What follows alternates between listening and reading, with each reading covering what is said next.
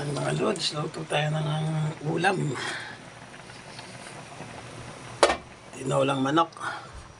Lagyan natin ng sayote. Tinaw yung kaldero natin mga lods. Kaya tayo magamit kaya sa kawali natin nilagay.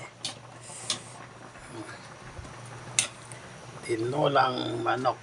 Drumstick mga lods. Ito. Masarap dito sa sayote. Hindi siya gaano lutong-luto, yung medyo crunchy pa ng konti.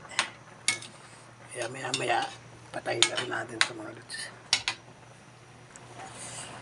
Ang ating tinolang manok.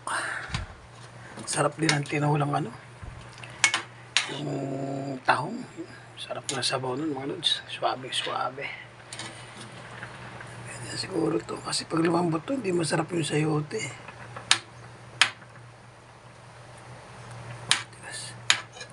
Medyo mahal ang sayote ngayon, 80 ang kilo. Sa palengke, 2 piraso, 50. Mabigat kasi ang sayote. Mabigat ang timbang nito. Pa natin ng konti, maya na konti.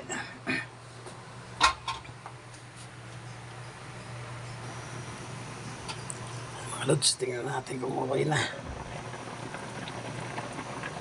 Okay na yun mga lods.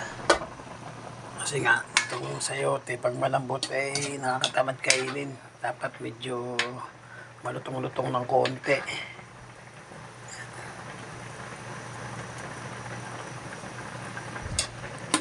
Lalambot na ito mga lods. Tayo na natin, luto na ito. Luto na yung manok, pero yung sayote, inihuli ko talaga yung sayote kasi ayoko nang malambot ang sayote. Mga lods, ang ating tinolang manok. Yan o. Tapos itatakpang pa natin, lalambot pa yan.